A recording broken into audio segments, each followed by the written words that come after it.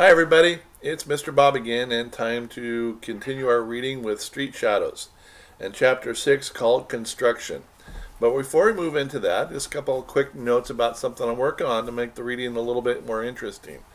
Um, I've been reading and watching some videos by Ken Burns and documentaries, if you're familiar with Ken Burns and some of the things that he does, in which he incorporates photos and music in the background just to make it a little bit more interesting, a little bit more lively. So, anyway, I'm working on trying to help get better so that it's more interesting for you to read. Um, anyway, continuing on with Chapter 6 Construction. And we start off with Scruff. A deep rumbling in the earth woke Scruff late one morning as he napped in the sun.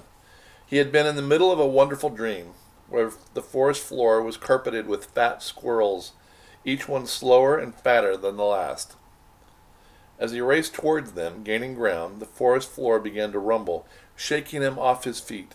His eyes opened, and a second later he realized that the ground was actually moving. He jumped to his feet, alert. He could feel the rumbling in the ground through the pads of his paws and up into his legs. It seemed like something very large was approaching, something dangerous. He dove deeper into the bushes for cover, his heart beating quickly. The noise was loud, but after a few moments he realized that it wasn't getting any closer. He listened for a few more minutes, and as his pulse slowed, it began to approach the noise. As he got closer, he was able to distinguish different sounds. There was a screech of metal, a high whirring noise, and a rhythmic low thump. When he arrived at the edge of the forest, he gasped. The normally quiet road that bordered the forest on the opposite side of the hillside and golf course was crawling with trucks and machines. He had never seen anything like it before. They looked like terrifying large predators with high, craning metal necks and steel jaws. The wheels at the base were as high as a small tree. Humans roamed everywhere, talking to each other and walking around the machines. Scruff stayed there for hours, trying to make sense of it all. The activity level and noise would rise and fall, but the machine showed no sign of leaving. Then, Jagger was beside him, crouching low and watching. Scruff noticed that Jagger's ears were pressed back flat against his head in fear and anxiety, and realized that his ears were doing the same thing. He was glad to see him. "Jagger, what's going on?" Jagger looked at him grimly. "It's a construction site. They are going to build something, probably houses." "On the road?" "No, they're going to build here where we live." Scruff looked around, his eyes wide. "But this is our forest." "It won't be our forest for long. They'll cut down the trees to make room for the houses." "How do you know?" "I've seen it before." They were silent, each lost in thought. Scruff didn't want to voice the question, but eventually whispered, "So what are we going to do?" "I don't know." Scruff had never heard Jagger sound so sad before. Jagger had never talked about his life before adopting Scruff, always brushing off questions, saying he didn't want to think about it. Scruff wondered if something like this had happened to him before. He turned his head to ask, but saw Jagger's defeated expression and decided against it. From that moment on, Jagger declared the forest to be unsafe and began sleeping under the porch of an abandoned house in the housing development. Scruff didn't immediately follow him. He didn't understand why they had to leave so soon. The forest was still fine. However, over the next month, the machines began to systematically destroy the forest. First, whirring blades felled many of the trees, leaving just a thin strip between the construction site and the hillside. Next, big machines came in and removed the dirt and rocks, clawing a huge, gaping hole in the earth. One day, Scruff watched in horror as they clawed up his family's old den site. He laid under the corner of a nearby bush and watched as a machine drove right over his den, clearing out all of the bushes and trees. When they had finished, he could barely recognize it. After the humans had gone home, he crept into the area, desperately searching for the hole where he had been born. The new, more powerful smells of the humans and the machines were completely obliterated any sense that may have remained. He was unable to find the familiar landmarks. He sat down and turned his face to the sky, howling his anger and sadness. This was the last connection he had to his family, and now it was gone forever.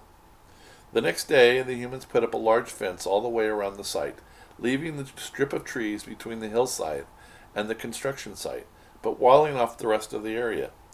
Scruff realized sadly that Jagger had been right. The forest was truly destroyed. He watched all day as the humans worked industriously, his heart aching. When night fell, he found himself unable to leave the area.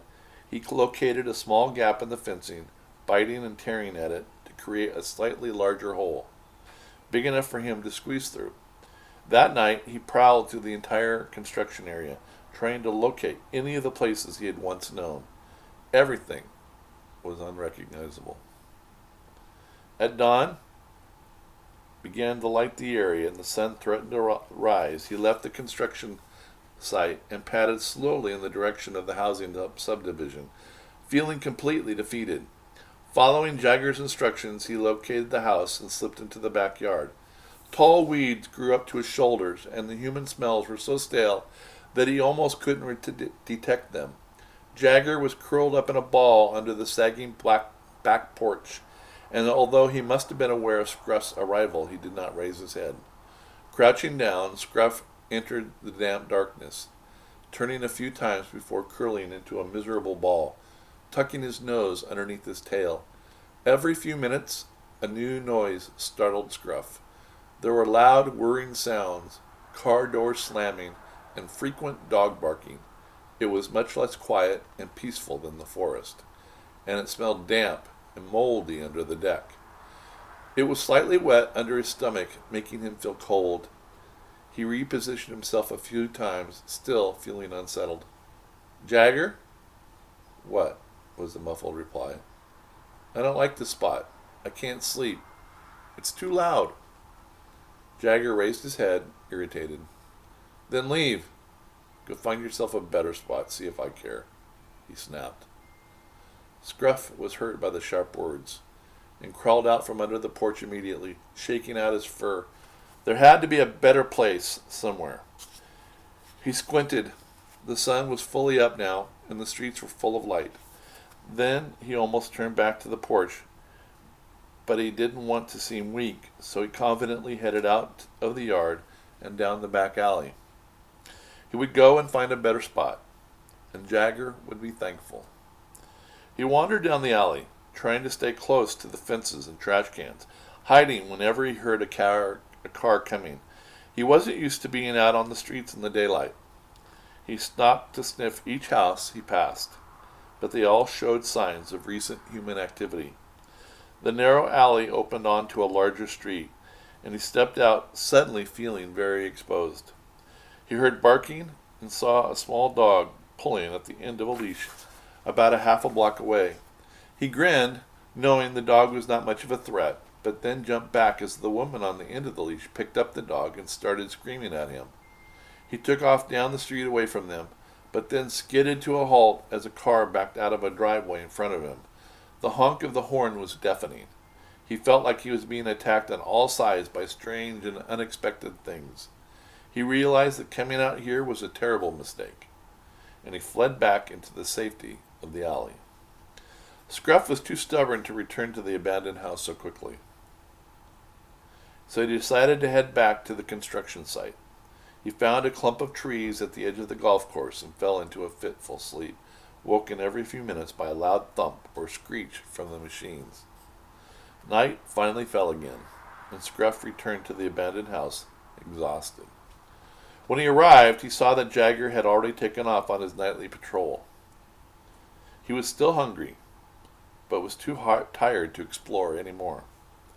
When Jagger returned later that night, he didn't seem at all surprised to see the pup there. He crawled over next to Scruff and licked the side of his face. "It doesn't seem so bad here anymore, does it?" he asked, grinning. "It's tough," Scruff replied. "Is there anywhere else we can go?" "Not really. This isn't the first time I've been forced to leave my home." Jagger paused here, his grin fading before continuing. "Anyway, before I adopted you, I lived alone for a few years. I didn't have a home territory because I didn't really need one on my own, you know." No one to meet up with at the end of the day. His face was sad. He looked away for a moment, coughing, and then his voice returned to his normal gruffness. I've been a lot of places. Just about everywhere that is livable has a coyote or a pack that has staked out their home territory already. It didn't used to be that way, but now it seems like there are more and more coyotes around. It isn't easy to find new territory. You have to live somewhere terrible or get really lucky. All across the city, nowhere is as peaceful and nice as this area. Around here, it's quiet, and the humans don't bother you. Lots of food. You have no idea how good we have it here.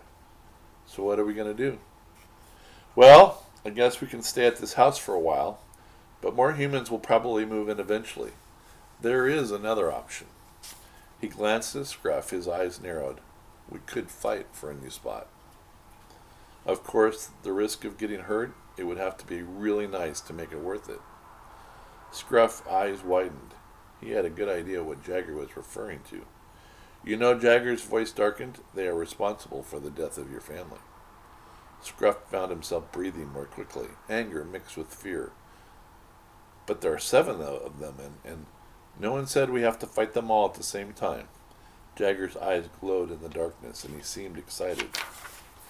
Scruff stared at him, and then he shook his head. I don't know. Maybe we should look around the city a bit, you know? We probably missed something. I'm sure there's somewhere we could live.